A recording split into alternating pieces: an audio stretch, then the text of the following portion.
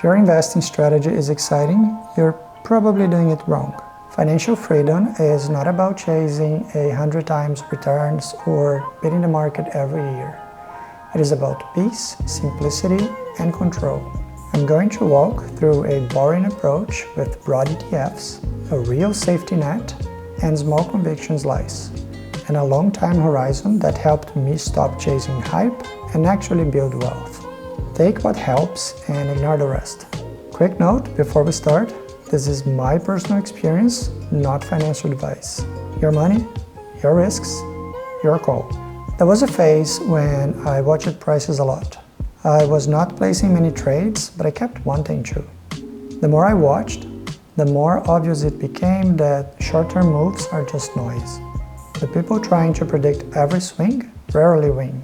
The people who buy the market and stay the course usually do better. I stopped trying to outguess the next tick and committed to a simple plan. That is when things started working for me. Boring investing is all about being disciplined. Here's my working definition. Own broad market exposure instead of trying to pick winners. Automate contributions on a fixed schedule, so human behavior is not a variable. Have a real safety net, so you never have to sell during a panic.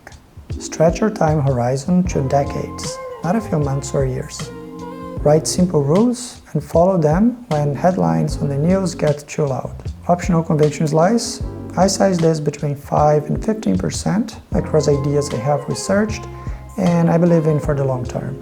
It is big enough to matter if it works and small enough that it cannot break the plan if it does not.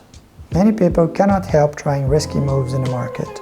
That bet can pay off, but it can also ruin them if not done in a measured way. If you do not have true conviction backed by data, skip it entirely and stick to the market. That is how I balance curiosity with risk control. Here's what boring investing looks like for me. I hold a cash reserve via a T-bill ETF, so unexpected bills do not wreck the plan. My core is in a fund tracking the S&P 500 and a low-cost ETF tracking US high-cap growth companies with a heavier tilt to the tech sector. I contribute on a bi-weekly schedule and I do not pause or try to time entries.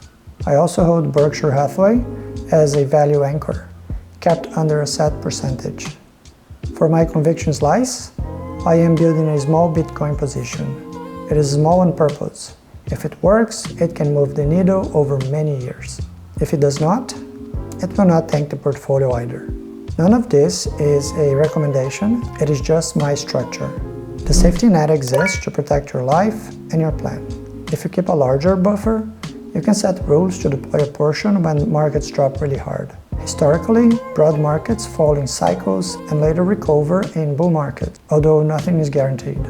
My rule is to define in advance what counts as a meaningful drop and what small slice of the buffer I will add to the core positions, while keeping most of the safety net intact.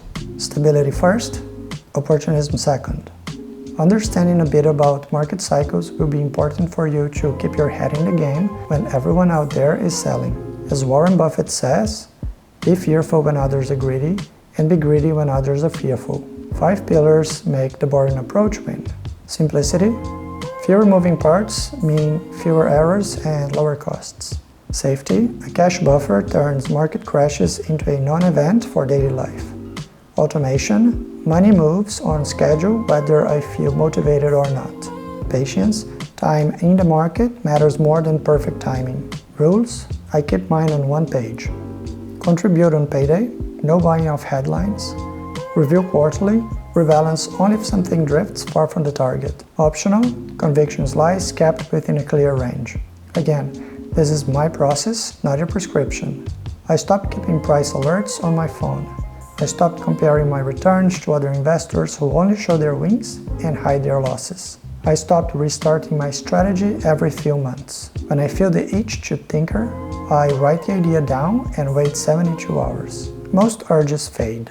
If I still want to act, it has to fit my written rules. That pause protects me from myself. Because I'm always learning and experiencing new things, I keep having ideas for my portfolio.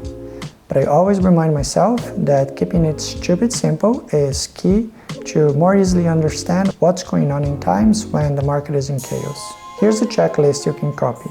Set your safety net. Hold 6 to 12 months of living costs in a high-interest savings account, short-term T-bills, or another ultra-low-risk vehicle with protections and enough yield to help hedge inflation. Pick your core. Choose a low-cost, broad-market ETF that becomes your default purchase. I currently own SCHG. Automate contributions. Schedule the transfer for payday so the money moves before spending decisions happen. Write one page of rules. For example, I contribute on payday. I only rebalance by buying more of other assets rather than selling. I ignore the news and focus on my plan. I review my portfolio once per quarter. I only buy what I understand. I use AI research as a starting point, then verify the data like I would do for any major purchase. Decide on a conviction slice or skip it. If you keep one, cap it between clear percentages. Think in years and never use leverage. Set a downturn plan if you carry a larger buffer. Predefine the drop that qualifies and the tiny portion of the cushion you will deploy, while keeping most of the safety net intact. Track what matters. Track contributions, allocation, and time in the market. Do not obsess over daily returns. This list is how I run my plan. In the long run, fees and taxes matter a lot. I keep costs low, keep turnover low, and let compounding work over time. Do your own research and make choices that fit your situation.